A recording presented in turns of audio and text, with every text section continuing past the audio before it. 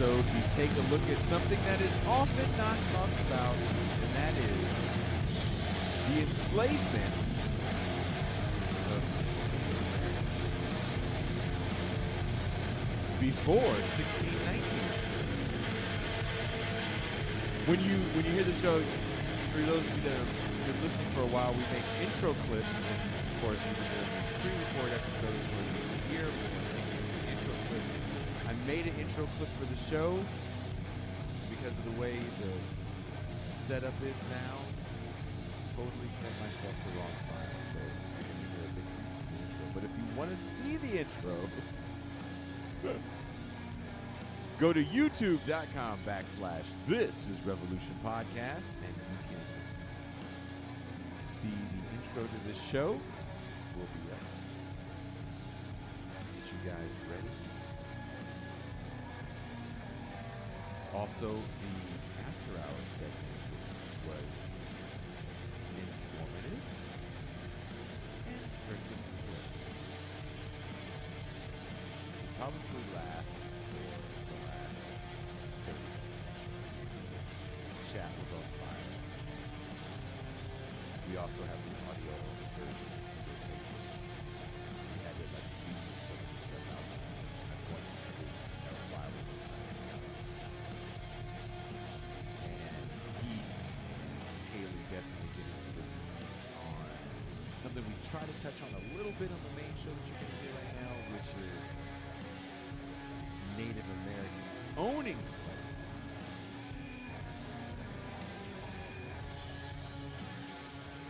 Oftentimes, slavery is viewed as kind of just the savagery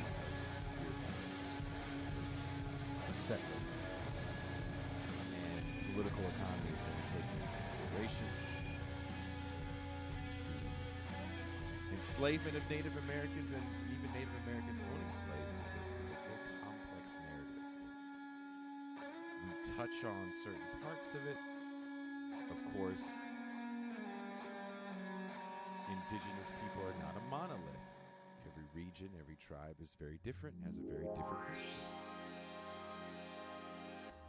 We cannot touch on every single tribe and their trials and tribulations in 1 hour. We are talking about a specific time in history that again is often overlooked.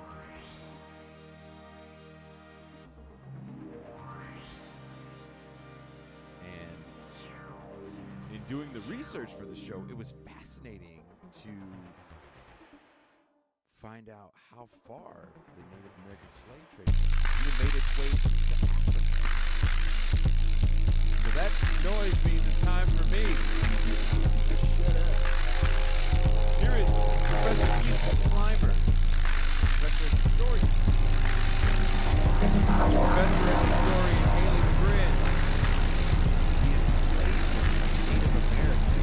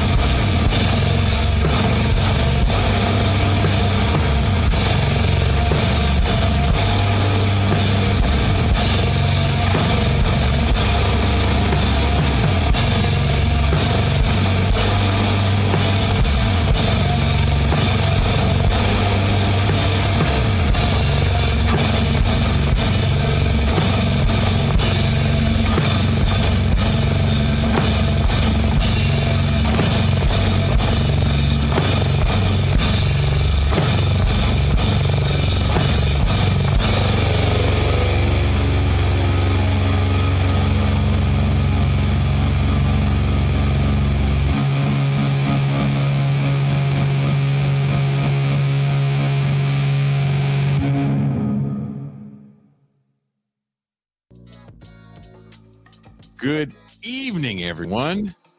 I am your host, Jason Miles, and welcome to another episode of This is Revolution podcast. If you are new to the show, please hit the like and subscribe button. Don't forget to hit the bell so you are notified anytime and every time we go live, as in the new year we are adding more programming to the channel, video essays from various members of the group, to just brand new shows. With that being said, because there's a lot we have to cover today, this is going to be a very spicy topic, I think. Let me bring in my homie, my co-host, my dog. He is the man that brought the Mau Mau to Newsweek, the Pascal Robert.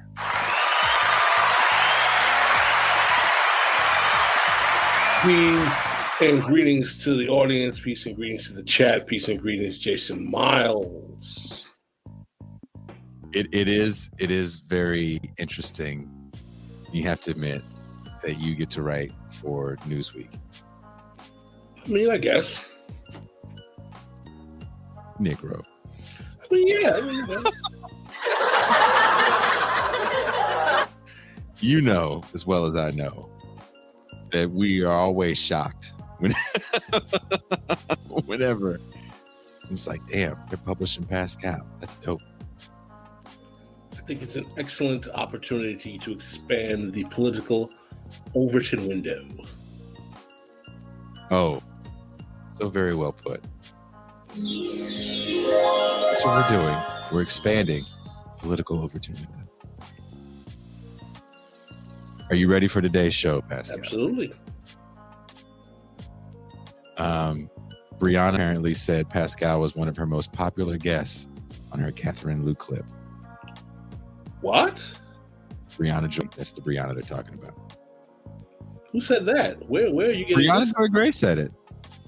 On Someone her? said it in the chat. I have the chat on the side of my screen, and I wanted to read that to you just so you know. Am I supposed to not see the chat? Because I can't see it. You're banned from seeing the chat. Is that what happened? No, if I had that power, I would totally ban you like years ago from seeing the chat. Because you get so mad at the chat. You make Pascal mad. Want me to highlight that message for you so you can see it? I guess, yeah. One was probably on her Catherine Lou clip today. Oh, okay. I was watching Bernie Worrell, keyboard legend and Parliament Funkadelic member, Bernie Worrell, said Brianna. I don't know if that's the same Bernie Worrell. I think that Bernie Worrell has passed away. Maybe this is his ghost.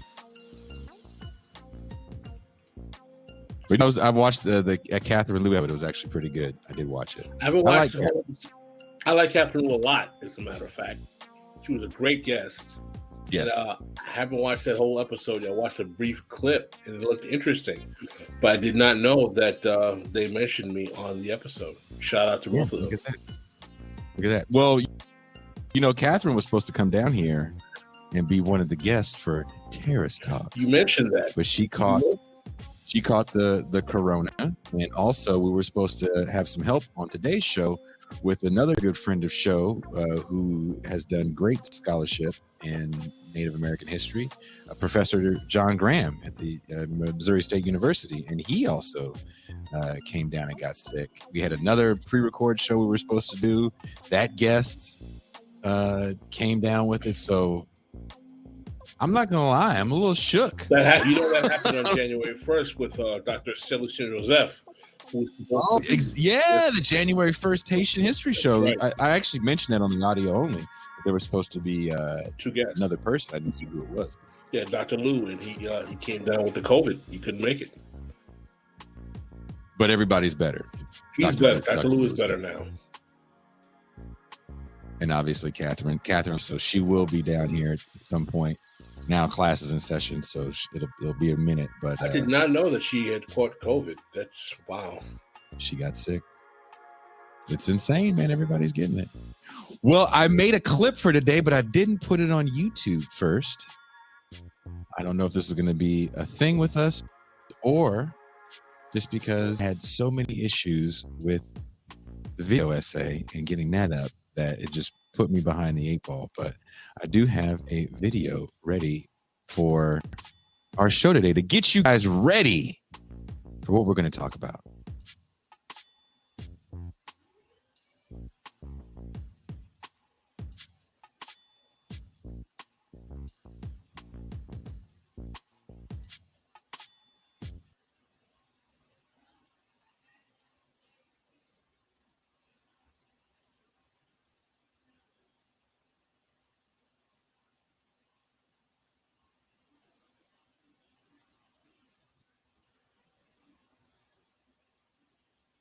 The video didn't play.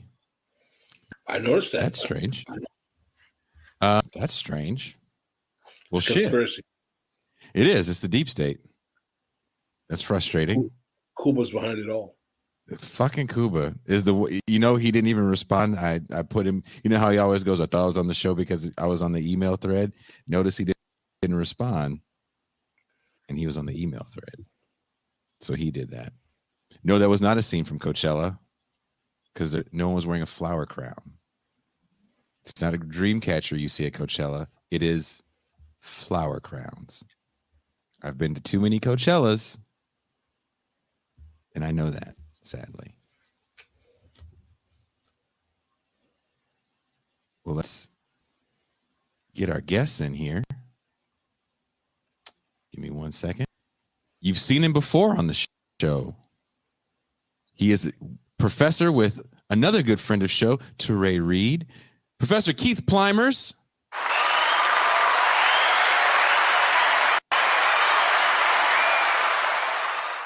Hey guys, thanks for having me back. Oh, no problem. Thanks for actually helping put this together. Also, shout out to Teray for helping put this together. But once Teray hit Keith up, Keith goes, who would be great at this? A friend of mine, Haley Negrin.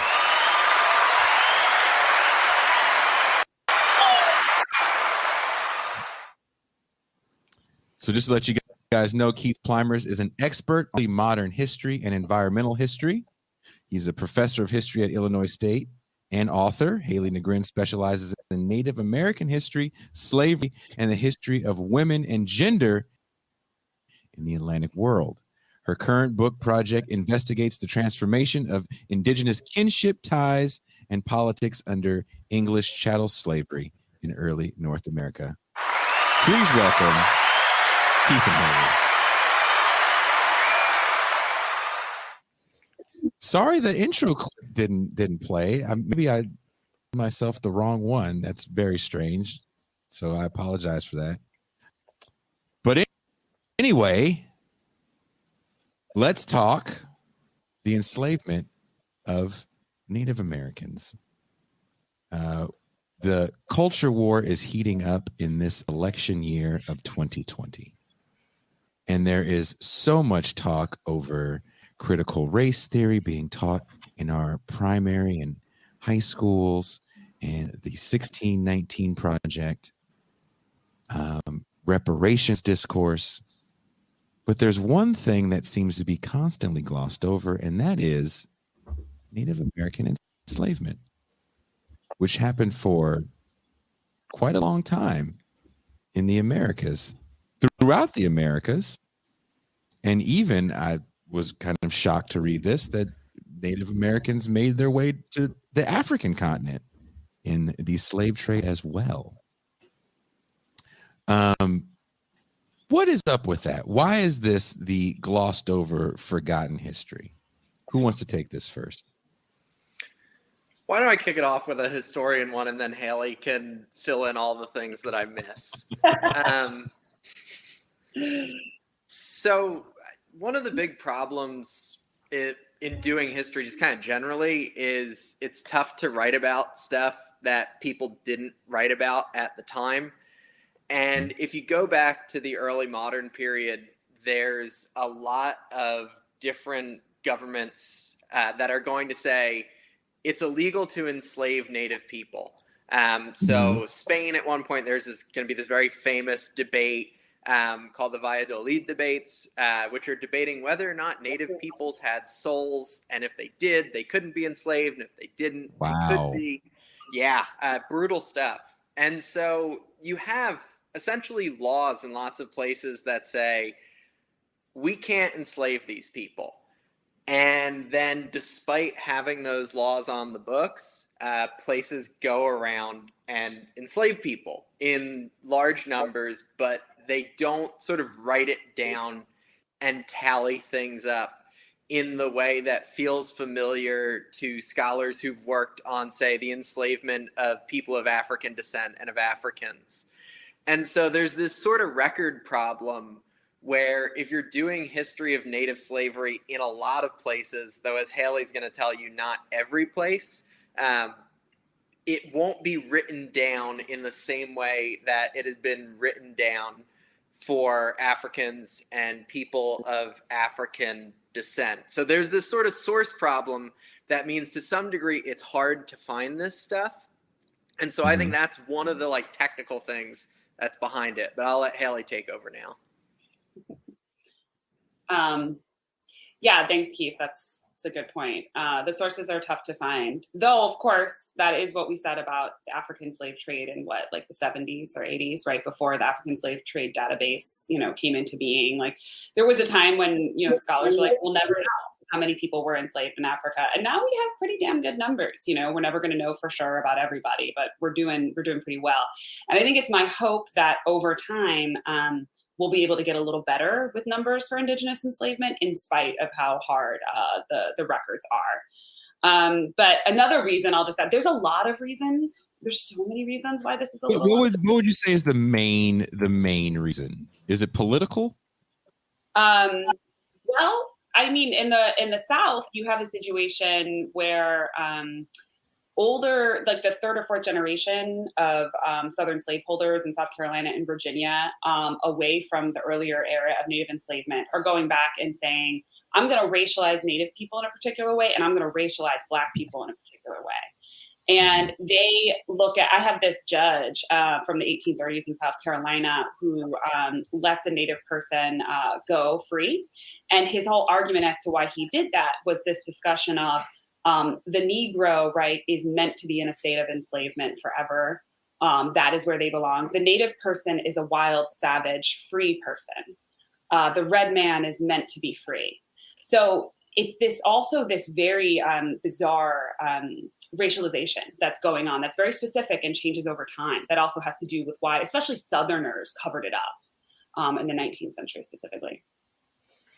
Well, when exactly does this process begin, and how entrenched is it in the historical narrative of the British colonies or the United States exactly? And where was this practice most dominant? I'm curious what Keith says. I always start with Columbus, right? I mean, I guess prior to him, folks are clearing out the Canaries on the coast of Africa. That's one of the first places where Indigenous slavery is going on. I mean, I always say with Columbus, if you're going to acknowledge that he discovered America, you have to say he discovered Indian slavery, because what he was doing in the Caribbean was rampant. He was going on to island after island, just slaving. So it starts with the Spanish, really.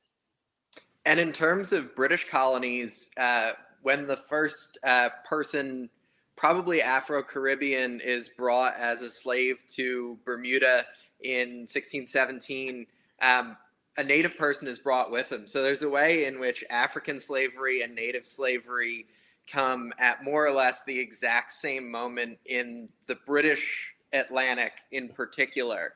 If we think about Bermuda as a key site in which slavery is going to start, in which you get early ideas being formed about why people of African descent should be used for labor, what that labor is going to look like.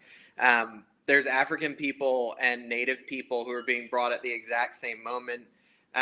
In Barbados, you'll have Native people, a pretty significant number of them. I think it's 32 were brought in the 1620s. So right about the same time as you're having people of African descent brought there. And yeah, I mean, the two are really just right there at that founding moment together for the British Caribbean, and they function right alongside each other. Now, we are aware that upon Columbus's arrival, that there is a kind of encapture of the native populations, and according to the narrative, it's with the plea of Las Casas, who basically says that these people are being so brutally, assaulted, murdered, killed, and treated, and that we need to bring, a more robust specimen, and advocating for the Africans. So, when we're talking about the phenomenon of native enslavement, are we talking about something that's really limited to the Columbian period of, or we're talking about something that goes well into the 19th century? Because I'm more interested in seeing how it manifests, really, particularly in North America. Mm-hmm. It goes into the 19th century. And it goes throughout the Americas as well. When we think slavery, I think we also think that it stays particularly in the plantation economy, but we forget about the expansion of the country into the West, where also when you guys talk about the documentation, it's very, very different. And the buying, I was reading about the buying and selling of native people in LA, 1850, which was like, kind of mind blowing. So I'll shut up. Yeah, there's an argument too to say that kind of residential schools and stealing like the life and labor of children, right, through Native American livelihoods, everything that actually is connected to Indigenous slavery, because so many children are also targeted in this practice. So there's an argument that there's a whole big spectrum here of bonded labor and slavery for Native people that connects to pretty much every big moment in Native American history over time, including the residential schools, which is something that people, might know about. Yeah, and that go into the 20th century for the residential, the late 20th century. Right, for residential schools. But, a thing I would say is that, and Jason just brought this up, if we think about the Americas broadly, we get beyond the plantation, because we have to think about things like mining in particular. Yes, silver. Spanish colonies. Yeah, silver mines as sort of key sites in which Native people are enslaved. And, there's different systems that are going to be in North and South America for what bonded labor looks like. So again, this gets to the sort of source thing I said was tricky. Again, Spanish colonies are going to say, well, you can't enslave any of these people. And then they're going to come up with systems that they will say are not slavery, but in which people are not paid. They're forced to work. They are pretty extreme violence is used against them. And the condition is bound up in communities as a hereditary form. So they're like, it's not slavery, but it sure sounds a lot like slavery if you think about it for a second. That's what was interesting in what I was, and again, I definitely am nowhere near the level of research that you guys have done in getting ready for the show, but I did definitely have to read up on this. I didn't know much about it. But it seems like from one thing that I did read from Brown University was a study. It had more to do with Native populations on the East Coast, but apparently a lot surrendered because they didn't want to be sold to a different country and go overseas. And so they figured, well, if I surrender, maybe the conditions won't be as bad. Can you guys talk about that as well? Yeah, so you're referencing, there's a project at Brown that the historian Linford Fisher is directing, along with other people, called the Stolen Relations Project. And that gets at stuff that, I remember first kind of coming across it in the records, because after a large war in New England, a number of Native people are sent to Bermuda, and then they're forced to be released by the government of Bermuda. But this is part of this broader pattern in which when English colonists in North America are fighting genocidal wars, the Pequot War in particular, there's one of the most brutal 17th century images you'll ever see of this conflict, in which a bunch of it's a woodcut. So the quality of the image to modernize looks kind of crappy, but it's a brutal image because you see just English soldiers surrounding a village full of women and children and just firing into it. Whoa. Yeah, it's one of despite, we tend to think of like, oh, quality of image in a sort of sense of representing reality, can make them more intense. I mean, this one doesn't have that, but it's a really tough thing to look at. And after that conflict, it wasn't enough for the English to simply like fire on and attempt to kill unarmed people, peaceful people, but then to enslave significant numbers of them and sell them into the Caribbean. And even after you have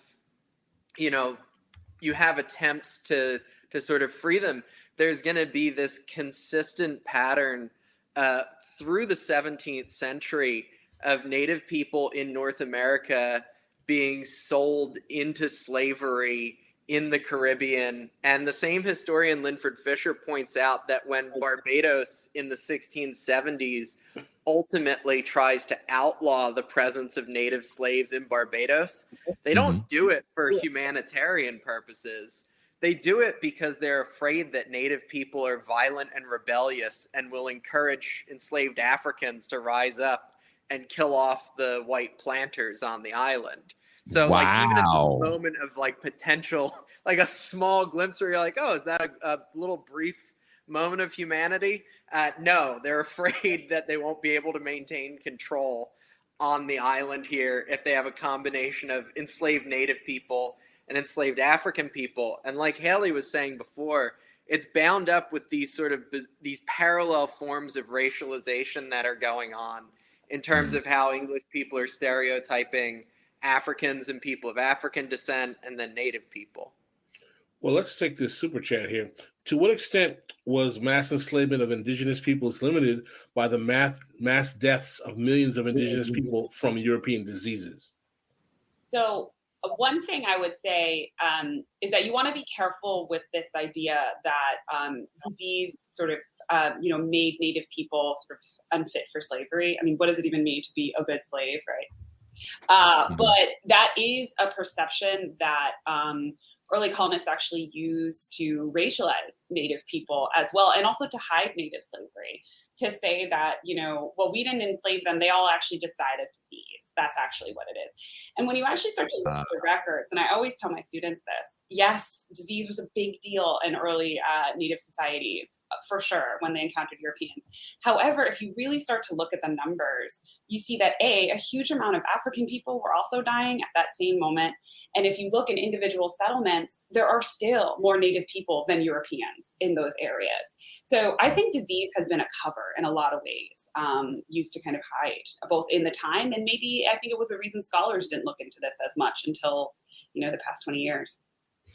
Do we have records in terms of what states, particularly in the colonial period or even in the post-American Revolutionary period, were most participatory in this process of Native American slavery? So I would definitely say South Carolina for sure. That's the mothership of Indigenous enslavement in the British colonial world. They enslaved, no numbers are tough, but we think around at least 50,000 people, and that's from 1670 to 1717 alone. So they're enslaving a lot of people in South Carolina. And what y'all were talking about earlier about like we have to look off the plantation for Native labor, true, totally true. However, we also kind of have to look on the plantation too, because like there are Native people in those rice fields and in those tobacco fields in Virginia. So someone asked the question, and I actually read about this, was Native American enslavement generational? Because again, I think, and Keith, you said this, why this show even stuck in my head is when you were on the show the first time, you mentioned this, I forget what the context was, but you mentioned people always estimate how long Native enslavement actually lasted.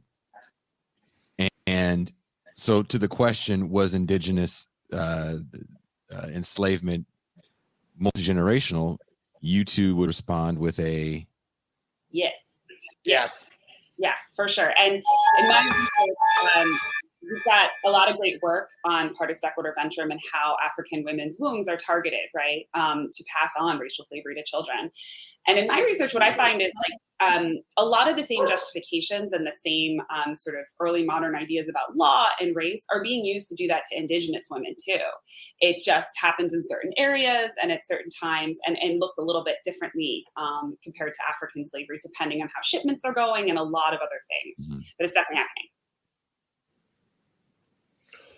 One of the things that I wanted to ask relative to this is that we know that pretty much in 1808, starting with 1807, actually, with legislation, but eventually within the Constitution in 1808, legally, the transatlantic slave trade pretty much is outlawed in terms of North America, largely for reasons having to do with the Haitian Revolution and a few other things, but we don't have to go there. But at the same time, after that, there is a large and rather extensive process, which very few people talk about, of slave breeding. Literally, that the slave breeding industry is what helps facilitate the growth of the Black population in America from something around 500,000 in the early 1800s to right before the Civil War, it grows to 4 million.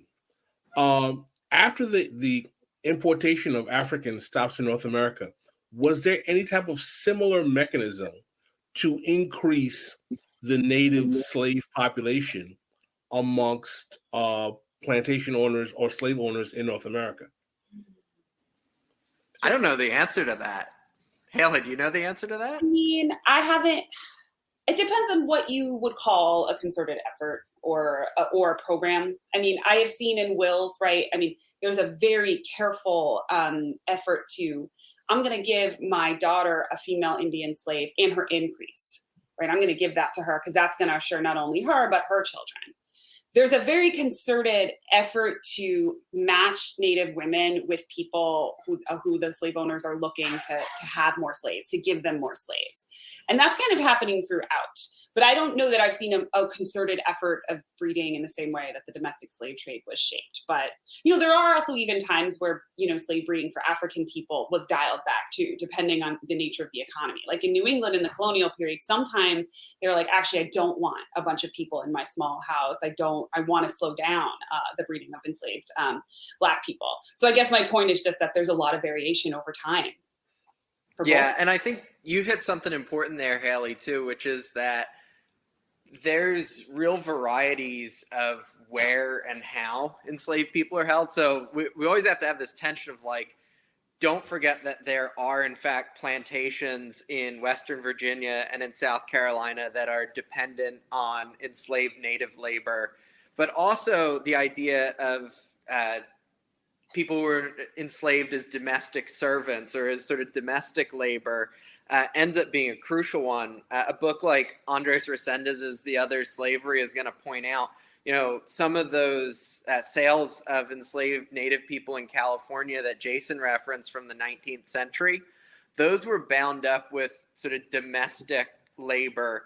And so there's this way in which even some of the incentives about how what planters will call increase or reproduction, people's children are then bound up with sort of the particular conditions in which people are held and enslaved. And so I think that real sort of variety of conditions and planters and slavers are often, they will sort of think through and slot people into different categories within their labor system. And make all kinds of, frankly, grotesque determinations about who should be slotted exactly where, and then use those determinations to think through things like, is reproduction good or bad? Do we prefer men or women or children in these particular positions? And so I think that those logics of sort of different categories of slavery or different sort of tasks within a slave economy end up shaping a lot of what happens, what is sort of imposed on individual people and individual circumstances. Another question I wanted to ask you is there documentation to demonstrate whether or not phenomenon like slave catching, escaped slave, runaway slaves, or slave hunting, things of that nature that were more commonplace when it came to the African plantation economy and slave system. Was this something that was also practiced upon Native Americans who were enslaved? Yeah, I don't know, Keith, if you want to chat too. No, you fire away, Haley. So in Virginia, there's a couple of early counties that are dependent on Indigenous enslavement entirely, almost for different periods of time. For like 30 years in this one county in Virginia, it's pretty much all Indigenous people who are enslaved there. And the reason I just point to that is because what you see is a local development of kind of a mini carceral state in that county that is basically developed to contain Indigenous enslaved people. And, like the sheriff, knows the jailer, and the jailer knows, the representative who's going to the House of, the legislature to talk about Indigenous enslavement and the law. And they all work together to kind of have a sort of surveillance over Indigenous people. There's a lot of attempts to run away that I find in the records from Indigenous people. And then there's a lot of catching of them that happens. Yeah, and I would just flag up what Haley said there too. This is one of the coolest things about Haley's work, if I could brag about her for a minute here, since she's my friend and whatnot.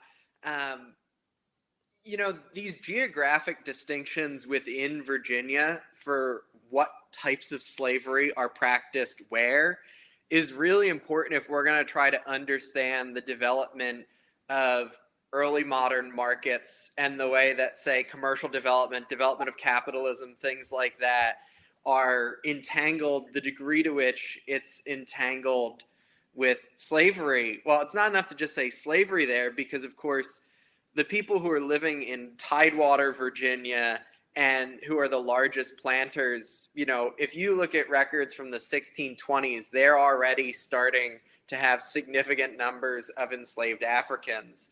But then you're getting a kind of second tier of planters without access to Atlantic slave markets who develop Indigenous slavery in those Western counties, which Haley can tell you about, as this sort of they're viewing it almost as an alternative to African slavery, which they can't buy into in the same ways. So there's these parallel systems developing among English colonists in Virginia, and they're trying.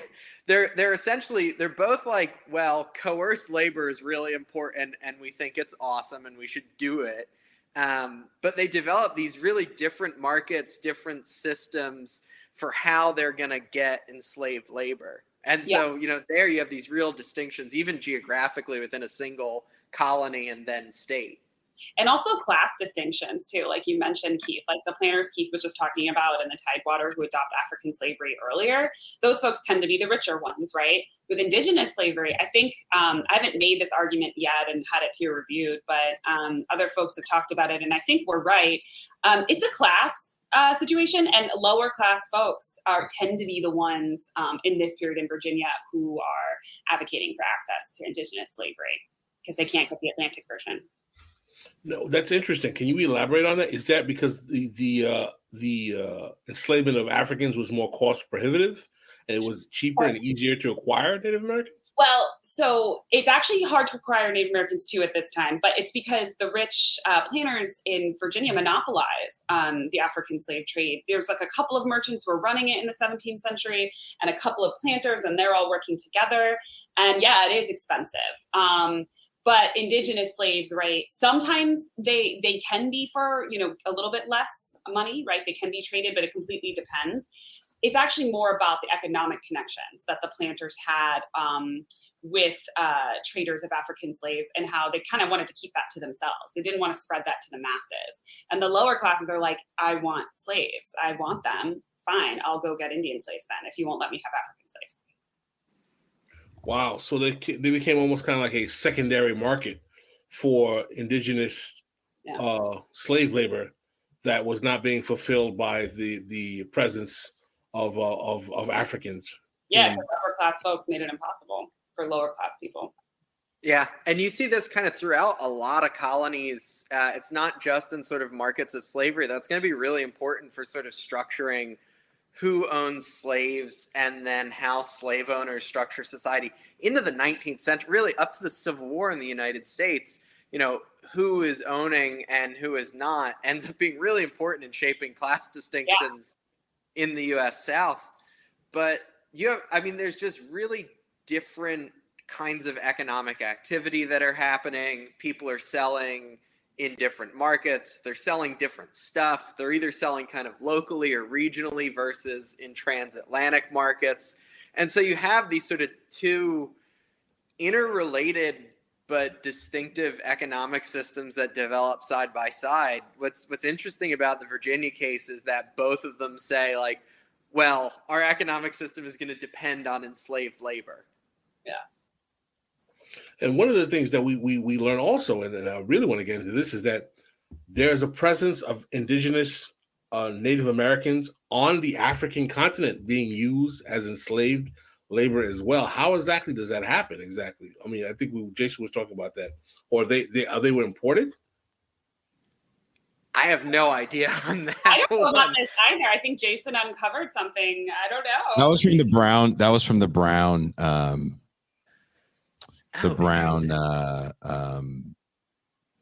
Paper. I can't think of the professor's name that wrote that. They were being traded. I'll find it and read the passage. I'm not surprised, but he claims they were being traded throughout the Americas, Bermuda, Spain, and Tangier. Okay, so North Africa. Yeah, North Africa. Interesting. And he said some actually made it back to the States. Yeah, I one of the things I think recent scholarship has uncovered that people had not understood before was just how much native peoples of North America and of South America are moving around and are going different places. We get these little brief moments that I think show up. So in London, there's consistently Indian princes who get brought to London like every few years. And, English people are dumb. They can't figure out social structure. They can't learn other languages. And so they just kind of they just make stuff up. So they're like, oh, we found a king. We found a prince. We should bring him back to London. And people there are like, wow, it's a king. This is the coolest thing ever. We saw a king. They don't know anybody. But so we get these moments where native people are moving around the Atlantic. And we know about the really sort of like dramatic ones where they're brought as coerced guests for dignitaries in London and things like that, or to engage in some degree of diplomacy, they hope, or to be in Spain or in France or things like that. But yeah, I think there's a lot more, and we will find a lot more people on the move the more we look. Well, I found the part where he says that. So it says Native American slavery is a piece of history of slavery that has been glossed over, Fisher said, between 1492 and... Oh, no! Just getting to the good part. You're just getting to the good part. But I'm sure they'll... Can you guys hear me? Yeah, you broke out for a little bit. Yeah, sorry. While natives had been forced into slavery and servitude as early as 1636, it was not until King Philip's War that natives were enslaved in large numbers. Fisher wrote in the study from the 1675 to 1676 war pitted Native American leader King Philip, also known as Metacom, and his allies against the English colonial settlers. During the war, New England colonies routinely shipped Native Americans as slaves to Barbados, Bermuda, Jamaica, the Azores, Spain, and Tangier in North Africa, Fisher said. Incredible. Yeah, that's okay. So now maybe it's starting to click about what that might be. There's this English colony that gets set up in Tangier. Scotsman. Yeah, there. And so that. Yeah, this makes a lot of sense. So, one of the other things that kind of happens in this period, and it's related to these things, is that across the English world, so the Atlantic and even into the Indian Ocean, slave codes are going to travel. So things that start in Barbados, for example, the language, the rhetoric, specific restrictions on movement, on everything from like ability to have an animal. I mean, they really get that specific. These are just going to sort of ping pong around. So South Carolina codes that are going to sort of define how slavery looks, for example, owe something to ones being cooked up in Barbados as well. And so, yeah, it's not surprising that people are sort of following, because there's laws, there's particular colonial individuals, and yeah, there's enslaved people who are moving all around. So yeah, that makes total sense why Tangier is in there now, because that's at this moment when there's this English project there, and they're thinking that they are going to have maybe another colonial outpost this time in North Africa. Things don't go great there, but that's another story. Yeah. The English Empire is global and it is vast, though we only talk about the North American mainland often, right? When we're talking about American history, it's vast. No, absolutely. But I mean, I know that we were talking about the difficulty in ascertaining numbers here, but I mean, not to make your jobs harder than it already is, but can you give us a sense in terms of at least some context what we're talking about in terms of various periods of time? What's the overall quotient of these indigenous folk that are being enslaved? So Andres Resendes estimates that between 1492 and 1900, which note that end date that he's going to get to, there are between 2.5 and 5 million native peoples who are enslaved throughout the Americas, so North and South America combined, which is a substantial number. That's a really huge number across the Americas. Do we have any more specific and detailed numbers for North America in and of itself? I don't think anybody's tried to put that together, just North America. Because have you seen that, Keith? I haven't. I'll see some in the South. I'll see some for different areas, but yeah, I haven't seen that. But I mean, I think you could point to what was the number you gave for how many people in just sort of Virginia, South Carolina in the 17th and 18th centuries, because I think that gives a sense of the scale, that this is not just sort of small. I mean, the first things you encounter are like 1 or 2 people early in the 17th century, but by the time Haley's working, you get really significant numbers. Yeah, so in South Carolina, and one of the things too about the time period, so in South Carolina between like 1670 and 1717, this is a time of the maturation of the plantation complex there. Like they are figured out at this time, how to be profitable, right, through rice, and also African slavery and indigenous slavery is how they're going to make their money. So they're literally figuring everything out. And in that time period, while they're working on that, 50,000 indigenous people are enslaved from 1670 to 1717. So I find it pretty significant that the same moment they're trying to figure out African racial slavery and rice and how to make the plantation machine profitable, they are enslaving massive numbers of indigenous people as well. And yet we don't really talk about that as much.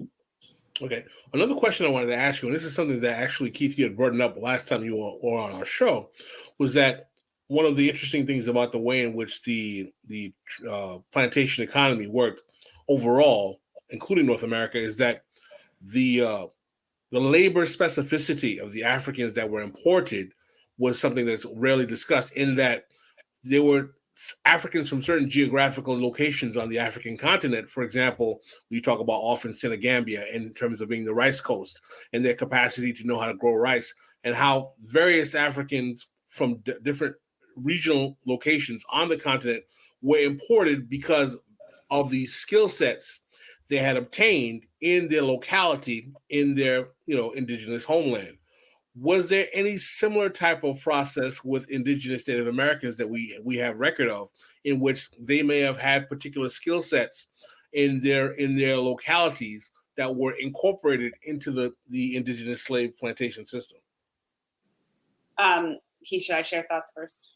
I guess. Yeah, why don't you go first? Because you've got a lot of stuff after it's more mature, and I just have the sort of opening moments in which this thing kicks off. Well, so I have evidence in Virginia of planters targeting indigenous young men and boys for particular hunting expeditions that they're going on. They're always trying to get rid of wolves because they're coming after their cattle. So that's one thing that we do know is a legit skill transfer. It's really hard to prove all this stuff, and scholars get into really tough debates even about rice culture and the knowledge that West African women had or didn't have when they came to South Carolina. So there's a lot of debate about that even on the African side. But in the indigenous context, I think for me, what I have found to be pretty clear, they care about hunting skills, and then they also care about the ability to plant corn. So Indian corn becomes a really important part of the plantation complex because it's a food source in South Carolina and Virginia. And who would be an expert in, quote, Indian corn, but Native American women, right, who were enslaved all throughout the South. So corn is a big one. And then, there might be some pullover with tobacco. It's possible, but I would say corn and hunting would be the main thing I would point out. What do you think, Keith? So it's when I look at like Bermuda and Barbados earlier in the 17th century, Native people are brought there for agricultural expertise for a number of the same reason that some of the first enslaved African people are brought. And it comes down to, particular crops. So if you think about something like manioc, for example, which is a tuber, if you don't know what you're doing with manioc and you eat it, you'll poison yourself. And English people poison themselves with staggering frequency. They're really, really, they just keep eating it. They get sick. They don't. But so even just growing plants, you'll have English people pretty consistently say things like, we need someone who knows how to grow stuff here. We need someone who knows what to do with these things. We need someone who knows that. And so in particular, when you're looking kind of at the earliest moments of slavery in the English Atlantic, in many cases, they're saying, well, hopefully Native people will figure out how to do this. And sometimes they will sort of make Native people and African people interchangeable in their heads. In Bermuda and Barbados, because in Barbados, the Native population that had been there historically was not there at the moment when English people grabbed the island. English people essentially needed to invent natives to teach them how to do stuff. And so they both stole Native people from the continent, from South America, circum-Caribbean region, but then also brought in enslaved African people, many of whom had likely been enslaved in the Spanish Caribbean, with the idea that somehow between these groups you would get a sort of local expert who could teach them how to do stuff that they couldn't figure out on their own. So yeah, there's a way in which agricultural knowledge ends up being really important. And interestingly, regarding hunting, one of the few images we have of an enslaved Native person from Barbados in the 17th century is on this map of the island produced in the 1650s, and he's there with a bow and a lot of animals. And so yeah, there is this sense in which like hunting skill, fishing skill, it's something that English people can't figure out, and so they look for someone else who will teach them how to do it. We had a really good question that showed up on the screen about the cooperation between escaped or escaping Africans going on to Native American tribal lands, reservations, I guess would be the proper term, because they wouldn't have been reservations at the time. But is there evidence of any kind of cooperative effort? I know we have the story of in Florida with the rebellion between the Native Americans and the African enslaved against the Andrew Jackson administration. I don't know why the name of that actual rebellion is is escaping me at the moment. It's a very Florida history. I live in Florida, as a matter of fact. But are there other examples of enslaved Africans engaging with either enslaved native indigenous populations or working with them to fight against the plantation economy or escape into their tribal lands or tribal territories? Please share. Yeah, for sure. There's definitely examples of that happening in Virginia. There's also, there's one case I follow where it's a mixed Afro-Indigenous family that is escaping together in the 1730s. And they go from South Carolina and they make their way to New Jersey. Or actually, I'm sorry, they come from New Jersey back to South Carolina because they have indigenous kin in that region. So I see that. I also see instances where there are reasons why Native nations can't cooperate with runaway African people. That also happens as well. So it kind of depends on the time period and sort of what's going on with the relationship between the state and Native people in a given area. But I do see cooperation. Yeah, in the Caribbean, there's quite a bit of it as well. So in Dominica, for example, you have pretty significant. It's a place that's an important site of marriage from Barbados in particular, where in many cases, unlike Jamaica, say, where you have large maroon communities that live in mountains and burn plantations, things like that. In Barbados, sort of on the island, marriage is a little bit tougher. People do it, but in many cases they do what the historian Hilary Beckles calls maritime marriage. So they get in vessels of their own making and go elsewhere, which is terrifying, right? You don't know where you're going, but you're elsewhere. And in that case, the Kalinago of the Caribbean, people who are sometimes called Black Caribs in cases, you have these mixed African and indigenous communities that develop around the Caribbean into the 18th century. So they persist for a long time on sort of outlying islands that aren't at the hub of the British plantation complex there. And so, yeah, you have these moments where there's communities that develop together, where people are adopted into communities, and that are very much bound up with things like marriage and escaping slavery. Well, one of the things that we're going to want to touch on, because we're coming up close to the end of the hour, is, and this is a hot topic that is always brought up, particularly in the issue of reparations and whatnot, is the role of Native Americans in the enslavement of Africans or Black people in North America. And I'd love to actually discuss the extent to which this occurs or does not occur, and why exactly it's something that is really, I find it as a means to delegitimize, number one, any kind of notion of solidarity between the two communities.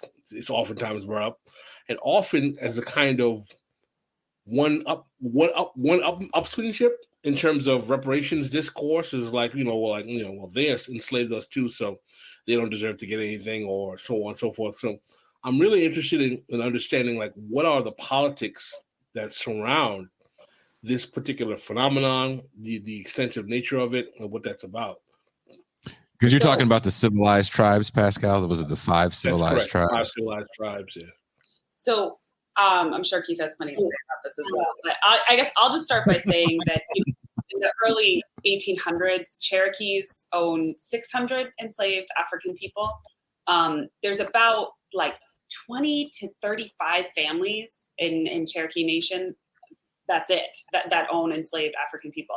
And I think that the question for scholars has been, how do you frame this right? How do you capture the violence, right, of being a slave owner, right, which is violence no matter how many people you're enslaving, no matter what you're doing.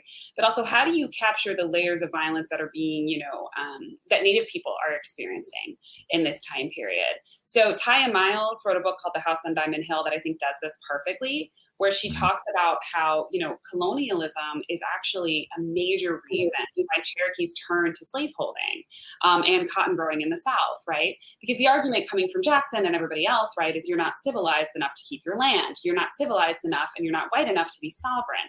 And so the response from, well-to-do Cherokees is like, well, okay, I'll civilize myself. And part of that is becoming a slave owner. That doesn't allow them to keep their land, though, in the end, right? Because in the end, in America, right, you have to be white to be sovereign, really, I think is what removal teaches us. And is that what they're trying to do, though? Are they trying to assimilate, if you will, by slave supporting the Confederacy in some instances? Yeah, definitely. And I mean, you can see this in the South throughout time. I mean, Native people will generally side with whatever side will offer them the ability to keep their land. Whatever side, during the Revolution you see this, during the American Civil War you see this. You kind of have to get rid of like the general sort of dichotomies we can see, North and South, slave and free, or patriots and loyalists. Like, you have to get more into localized indigenous politics to understand why, for instance, one of the nations I study, the Catawbas, joined the Confederacy, right, and not the Union, even though the Confederacy is clearly a state built on racial patriarchy. So I guess that's just to say that. I think that in our minds, Native slave ownership of Black people looms so much larger than what it actually maybe was. And as I say that, you have to be really careful because you don't want to minimize the violence, right, of this experience. But I will say, numbers wise, you can pretty much point to that. I don't know, Keith, do you have anything to add? No, I mean, I think Jason brought up one of the key points, which is that for the U.S. state that develops, participating in certain types of property relations are a way to designate yourself as a legitimate part of the political community. Yeah. And, if you look at sort of the broad history of Native peoples of North America and their interaction with Europeans, their consistent attempts to figure out how to navigate European systems of sort of sovereignty, of things like that, and to keep.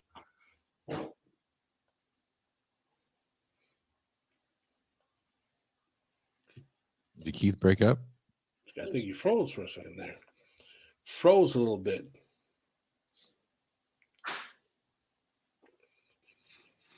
Jeez. Is Keith in Mexico as well?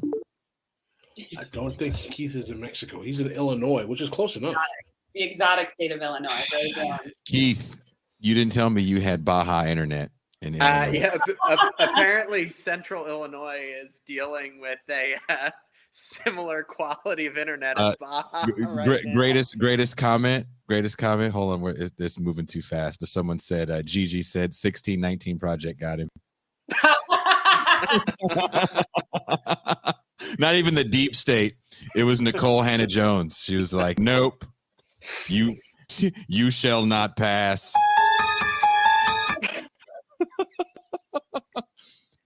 It's Nicole Hannah Jones at it again. Standing outside tonight in these temperatures, cutting my crappy internet is a punishment in and of itself, honestly.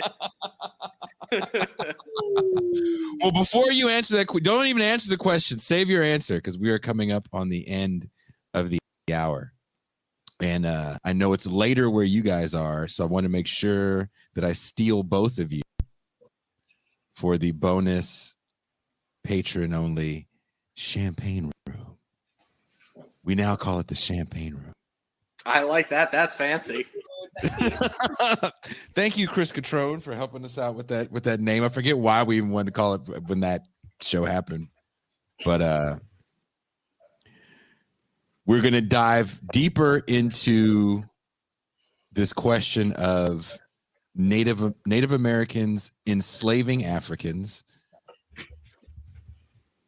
Native Americans working with freed African slaves, and then Keith promises in the champagne room he will discuss his choice for who gets reparations. Oh, God. He said like an award. Off air, he's like, it's like an award.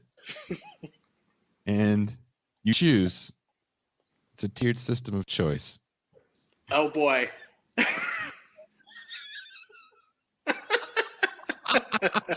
And he said he could only do it behind a paywall because, he likes his job.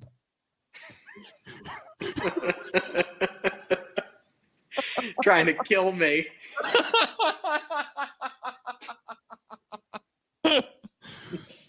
I'm totally kidding about the last part, but the other parts I'm being totally serious. So thank you guys. I will be sending you a link to the champagne room. If you're already a patron, you should already have the link. If you want to get in on this discussion, bam. Link is on the screen, patreon.com/Bitter Lake Presents. Pascal, are you ready? Ready to rock and roll. All right. And we are out.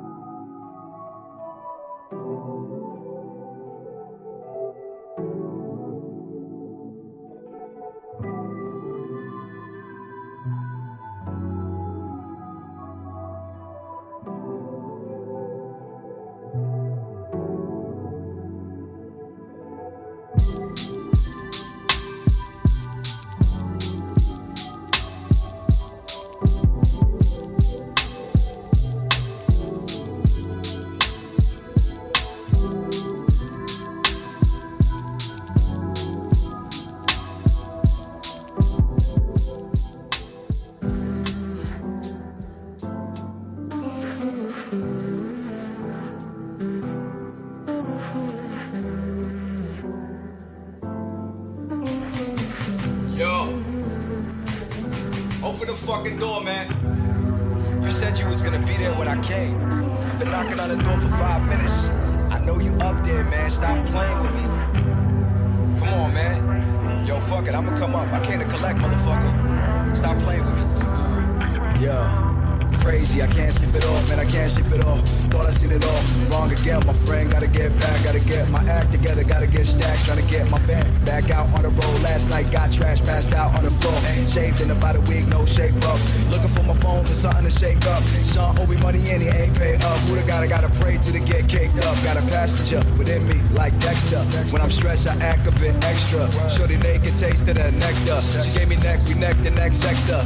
I'm a black hole, I'm an asshole. I'ma catch another pick in my lasso. I'ma catch another lick, that's cash flow. Sometimes I think I'd rather live on the cash roll. I'm the cat they ignored in the back row. Now they hear me sound off like a bad note. Cross the border like Chapo. Another chapter of my life, I'll be back. I'll be back, I'll be back, I'll be back, I'll be back.